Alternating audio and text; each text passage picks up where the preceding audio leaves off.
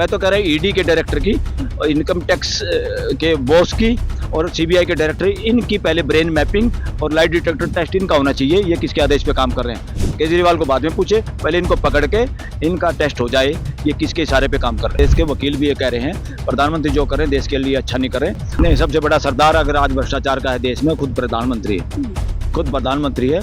उनकी कथनी करने में दिन रात का अंतर है।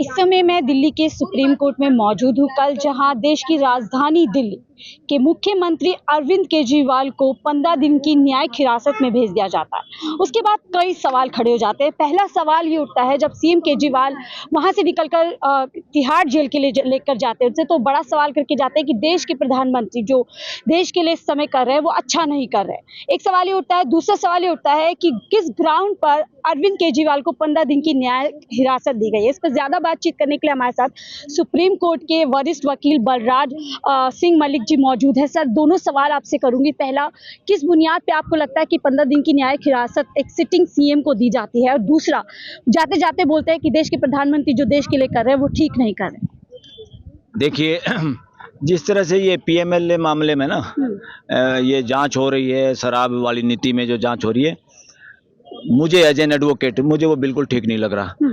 मुझे या वकीलों को ये लगता है अगर किसी ने अपराध किया है, सरकार के पास इतनी जबरदस्त एजेंसी है, आज तक वो 1 रुपये का वो नहीं। अरे भाई, चोर से पूछो तुमने चोरी की है क्या, वो क्यों बताएगा?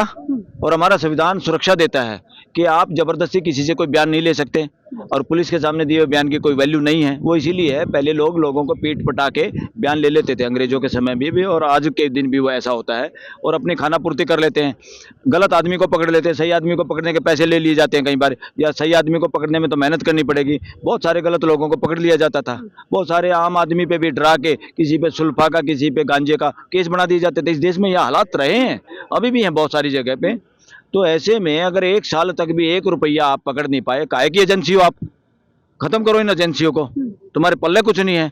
और कौन सारे ऑफिसर हैं जिनके होते हुए वो जांच में आज तक 1 रुपया रिकवर नहीं कर पाए, और फिर भी वो अफसर बिठाए हुए हैं। आज इलेक्शन होने वाले हैं देश में आचार संहिता लगी हुई है, इन सब के तो अफसर बदलने की जरूरत है।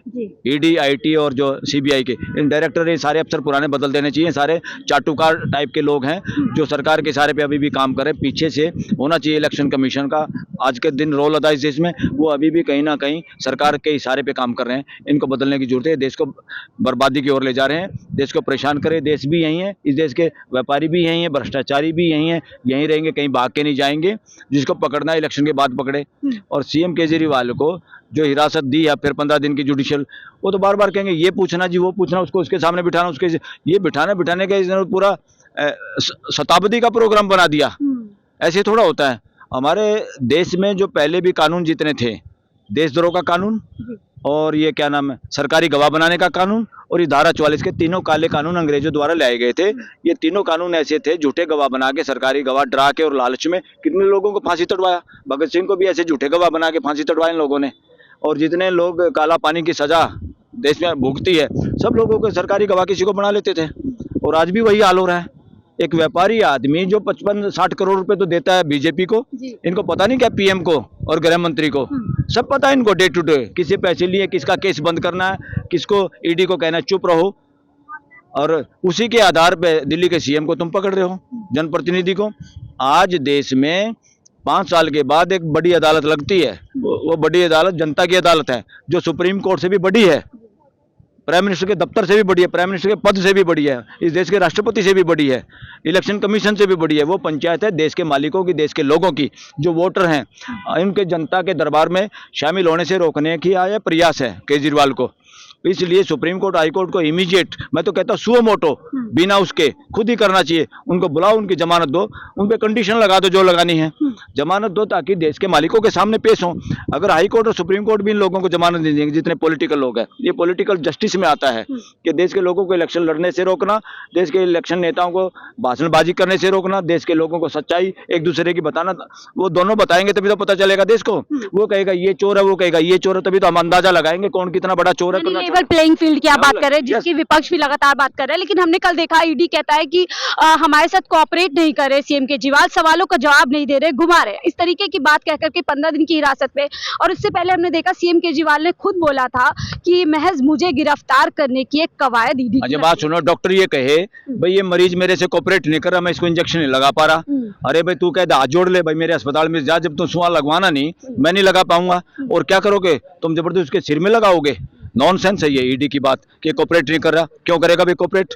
कोऑपरेट करने के लिए कुछ वो नहीं, कोऑपरेट इतना ही करना, तुम जो पूछोगे वो बता देगा, वो सच्चा बताए झूठा बताए उसकी मर्जी है, तुम जबरदस्ती कैसे कहोगे? मैं तो कह रहा है ईडी के डायरेक्टर की, इनकम टैक्स के बॉस की और सीबीआई के डायरेक्टर, इनकी पहले ब्रेन मैपिंग और लाइट डिटेक्टर टेस्ट इनका होना चाहिए, ये किसके आदेश पे काम कर रहे हैं। तो केजरीवाल को बाद में पूछे, पहले इनको पकड़ के इनका टेस्ट हो जाए, ये किसके इशारे पे काम कर रहे हैं। सीएम अरविंद केजरीवाल बड़ा आरोप लगाते हुए जेल से जाते हैं कि प्रधानमंत्री जो भी कर रहे हैं वो देश के लिए अच्छा नहीं कर रहे हैं। बिल्कुल, आपको क्या लगता है? बिल्कुल पूरे देश के वकील भी ये कह रहे हैं प्रधानमंत्री जो कर रहे हैं देश के लिए अच्छा नहीं कर रहे, और प्रधानमंत्री हर वो काम करे जो उसके सामने बोलना चाहता है। उनको एक ही ललक है बस, मैं ही बन जाऊं दोबारा।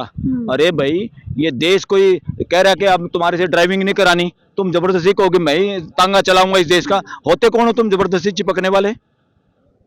तुम जनता चाहेगी तो चुन लेगी, और तुम उस बनने के लिए बदमाशियां किसी को भी अलाउड नहीं, इस देश के नेता को किसी को भी, चाहे वो सीएम हो चाहे पीएम हो चाहे कोई अपोजिशन का हो चाहे पोजीशन का हो। तो सीएम पीएम ने तो एक और गलत काम किया, जब इलेक्टोरल बॉन्ड का फैसला आया, जब जाके उनको मिर्ची लगी थी और भाषण दिया था कहीं उद्घाटन करते वक्त, अगर कृष्ण भी सुदामा का कुछ देगा जांच हो जाएगी सुप्रीम कोर्ट में, बड़ी मिर्ची लगी थी। अरे भाई तुम देश को गुमराह कर रहे हो, तुम देश को कह रहे हो लोग पछताएंगे, अब अभी ये कह रहे लोग पछताएंगे, कैसे पछताएंगे भाई? कौन ऐसा नेता है, घर का कौन मुखिया है जो चोरी के पैसे लेगा और परिवार वालों को बताएगा भी नहीं मैं कहां से लाया हूं, किसको मार के लाया हूं, किसको छोड़ के आया हूं, या किसके शोषण करके तुम्हारा पेट में पाल रहा हूं? ऐसा प्रधानमंत्री नहीं चाहिए देश को। चलिए इलेक्टोरल बॉन्ड की आप बात कर उनको रहे हैं। शर्म हो तो इस्तीफा दे देना चाहिए बिल्कुल, इसी बात पे। लेकिन इलेक्टोरल बॉन्ड की आप बात कर रहे हैं, इस पे लगातार सवाल उठ रहे हैं और इसका देश का ही नहीं बल्कि दुनिया का सबसे बड़ा स्कैम बना है। लेकिन अभी भी पीएम मोदी लगातार भ्रष्टाचार की बात कर रहे हैं, तमाम मंचों से कह रहे हैं भ्रष्टाचारियों को बख्शा नहीं जाएगा। वो कहते हैं भ्रष्टाचारी को बचाओ, मैं कहता हूँ भ्रष्टाचार हटाओ। नहीं, सबसे बड़ा सरदार अगर आज भ्रष्टाचार का है देश में, खुद प्रधानमंत्री है, खुद प्रधानमंत्री है। उनकी कथनी करने में दिन रात का अंतर है। उन्होंने अपना विश्वास जनता से खो लिया है। हम जैसे लोगों का भी जो समर्थन था, जो विश्वास था, और विश्वास आदमी अपने बच्चों पे करता ही है, कोई भी आदमी, देश की जनता भी इसी तरह नेताओं पे भरोसा करती है, सोचते भी आज नहीं तो कल ठीक काम करेंगे। मगर इन्होंने देश को अपने घर की दुकान समझ लिया कि सारे बेवकूफ़ है, जो मर्जी भाषण दो, बेवकूफ़ बना दो, और बीच में भाड़े के टट्टू इकट्ठे करो और पीछे से नारा लगवा दो मोदी मोदी मोदी, और देश में मोदी मोदी मोदी। ये सारा अब झूठा जो नारे लगवाने का गेम इस देश में चला वो खत्म हो गया, बंद हो गया। अब कुर्सियां खाली मिलने लगी हैं। देश ऐसा होता है जब दिल से गिर जाता है ना कोई आदमी, दिमाग से लोगों के, तो हम लोग उसका चेहरा भी नहीं देखना चाहते। आम जिंदगी में भी अगर हमारे मन से कोई गिर जाता है फिर हम उसकी परछाई भी पसंद नहीं करते, मुंह मोड़ के चलते हैं। हम बेशक गालियां ना दें, बेशक लड़ाई ना करें, हम इग्नोर तो कर सकते हैं। देश आज प्राइम मिनिस्टर मोदी को इग्नोर कर रहा है, उनसे अब उनका मन भर चुका है। इनको चुपचाप, मैं तो कह रहा हूँ, पहले इस्तीफा देकर अपने घर बैठ जाना चाहिए, इलेक्शन भी नहीं लड़ना चाहिए। इस पे एक जरूरी और सवाल लूंगी सर, कल किस तरीके से ईडी के सामने नाम आते हैं आतिशी और सौरभ भारद्वाज के, जो कि दिल्ली सरकार में दोनों मंत्री और विधायक भी है। आज उन्होंने प्रेस कॉन्फ्रेंस करके बताया कि हमें बीजेपी में शामिल होने के लिए प्रेशर बनाया जा रहा है, वरना आपका ईडी के जरिए जो है, ये तो सारा का सारा बदले की भावना से हो रहा है। वरना तो कार्रवाई को इंडिपेंडेंट अथॉरिटी करे, किसी को इतराज नहीं। सीएम ने गड़बड़ की तो सीएम को पकड़ लो, पीएम ने करी तो पीएम को पकड़ लो, इलेक्टोरल बोर्ड में पीएम को पकड़ो और गृह मंत्री को पकड़ो। यहाँ तुमने सीएम और ये पकड़े हैं, सबको पकड़ो, मगर अब सबको जमानत दे दो, इलेक्शन लड़ने दो, बाद में फिर मुकदमा चालू रखो। अगर बदमाशी की तो सबका इलाज करो, चाहे वो नरेंद्र मोदी हो चाहे ये दिल्ली केजरीवाल हो, क्या दिक्कत है? अरे देश को तो पैसे चाहिए, इस्तीफा की मांग की लूट जा के रही है। ठगी के पैसे जिसने भी ठगे हैं वो पैसे चाहिए देश को।